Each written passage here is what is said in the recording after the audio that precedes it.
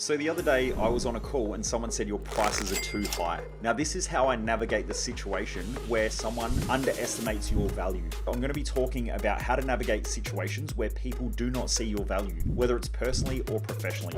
Now this happens quite a bit where someone will say your prices are too high. How do we navigate this? First of all, it's important to dive down deep. You'll hear me consistently talk about going below the surface level of just what things are. So I like going below the surface to figure out what's happening here. So first of all, when we go below the surface, this person is essentially saying, I do not understand the value. So when they're saying your prices are too high, they're not rejecting you. They're not saying anything bad. They're just saying, I don't understand the value. Essentially, people in marketing and sales are always looking for what's the maximum return.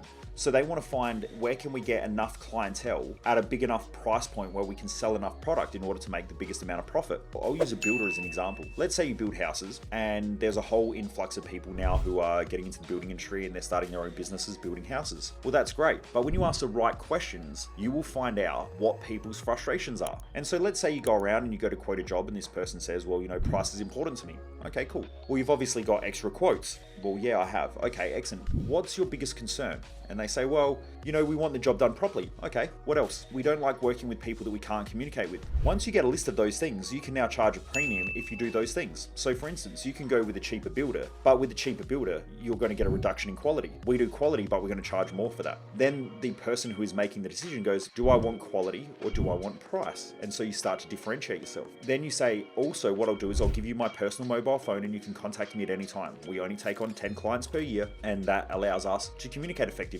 So what I'm going to do is we're going to set up monthly meetings and every month we're going to sit down for half an hour. We're going to have a coffee and I'm going to run through everything with you, the progress that we've gone through, what we're behind on or anything like that. We can discuss any topics, any changes that need to be made and we can communicate directly. Now, if you do that, because you're providing an extra value or you're providing an extra service, that's going to be a little bit of extra value in the form of money. So you add that on. When you get good at listening to your customers and you listen to their fears, their concerns and their worries, you can then start to charge a premium, especially if you solve those problems, because the value increases. And this is the way that I started setting my prices. So what I found was that when I was too cheap, most people would ring up and they would say things like, I just want you as a one-on-one coach.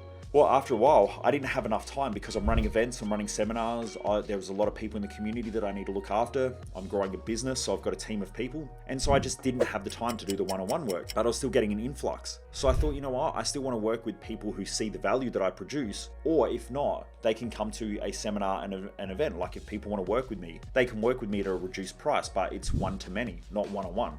And so once I set up our events like Thrive Time, you can come to that event and I'm still going to take you through mainly the same stuff that I do in a one-on-one coaching session. Because if you don't lay the foundations of what you really want to achieve, you're not going to get good results.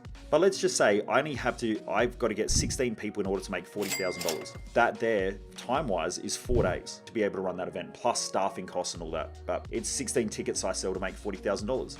Would I rather have 16 people come to Thrive Time or one-on-one client? I would rather have 16 people come to Thrive Time because it's more people that I can help, but also as well, time for money wise, it is way better for me because then I can be doing other stuff and adding more value into the community. So I can help more people and add more value by having more people come to our events. So what I did was I started putting up my prices. When I put up my prices, there was a threshold point where I knew that there were certain high-end individuals that would pay me the amount of money that I wanted to be paid to work with one-on-one. But it was also enough to keep the majority of people from having one-on-one coaching with me because I didn't want to have 51 one-on-one coaching sessions per week. That doesn't get me the best results and it doesn't get them the best results. Because let's say, so I charge $300 per hour. That person then pays $300, comes and sees me for 1 hour. They are way better off coming and doing Thrive Time and spending 4 days immersed in an environment of consistent learning where they put together their whole life map. They're going to get way better results in a way shorter time frame because of that immersion. So they're better off paying that than they are coming and seeing me for a couple of hours and spending that same amount of money. So let's just say that in 10 hours of one-on-one coaching with me, they're going to pay $3,000. Whereas if they paid $2,500,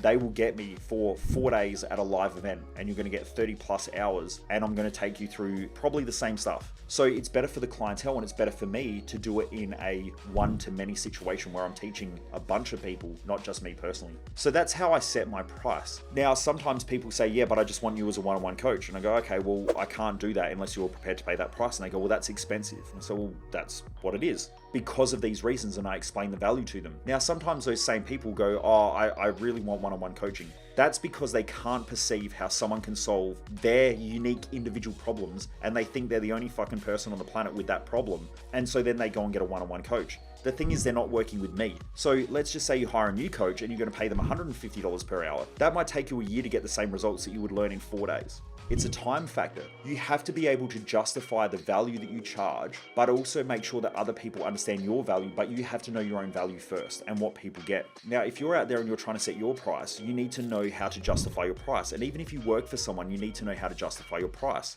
People pay for value, they don't pay for work.